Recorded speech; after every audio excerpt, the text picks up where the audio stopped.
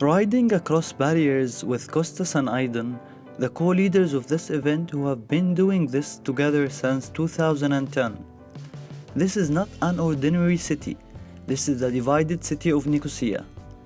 Here we are getting ready to start our ride, from the home for cooperation in the buffer zone. It's opposite Lidra Palace Hotel, the scene of many negotiations. And this is the only ride that unites the city of Nicosia.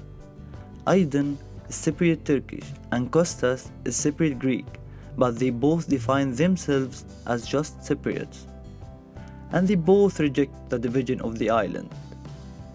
The Cyclists Across Barriers ride covers some historical and contemporary landmarks, providing an alternative view of the city. We're now in the Arab Ahmet neighborhood, which Aidan calls the Armenian district. This is where Armenians displaced from Turkey in the 1920s settled, and this is the renovated Armenian church. And these are the first Armenian schools. And across the barrier next to Paphos Gate are the Latin and Maronite churches. And now we are at the administrative center of the British colonial rule, the post office, the law courts, and the police station. This is where Cypriot Turkish power elites of the 50s and 60s bumped the post office to cause fear. And Sarayanu, where Aidan as a child was taken by her school together with other children to her first nationalist demonstration. She still remembers all the flags of Turkey.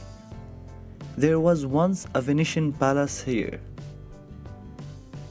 This is Kyrenia Gate, one of the 3 gates which allowed access into the walled city, built by the Venetians. As you can also see, the Bektashi Center indicating the Islamic diversity of the city. Aidan remembers her mother taking her there to watch whirling people and listen to beautiful music. And this square is where the mass demonstrations in the north took place to support the Kofi Annan UN Secretary General's plan to resolve the Cyprus problem. The north mainly supported the plan, but the majority in the south rejected it. Aidan sees it different. I was born in this city. It wasn't a divided city. I used to cycle all over city, in and out of the streets.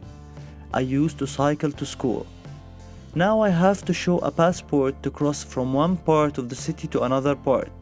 It's painful to do so, but I will not allow anybody to dictate where I live, where I can go, who my friends will be, who my family will be, and whose side I will be or not.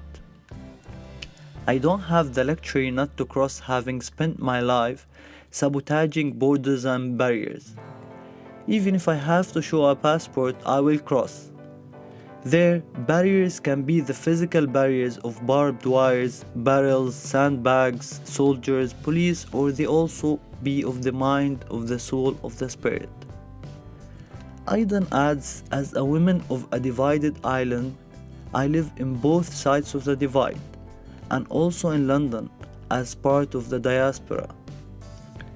That gives me unique perspectives in all my projects. Many people are still afraid to cross because of the nationalist history books, the media, politics. Kostas and Aidan have enabled people to cross and experience for themselves what the other side looks like, how the people live, and what they think. Shattering images created by their own communities. Sometimes people break out into sweat and they are frightened or confused as they hand over their passport or ID as they cross. These are the first steps to question and challenge and reject an imposed history and identity. Then they can begin to reconstruct a new identity for themselves and for a whole island, not just for the half. This is a very painful but necessary process.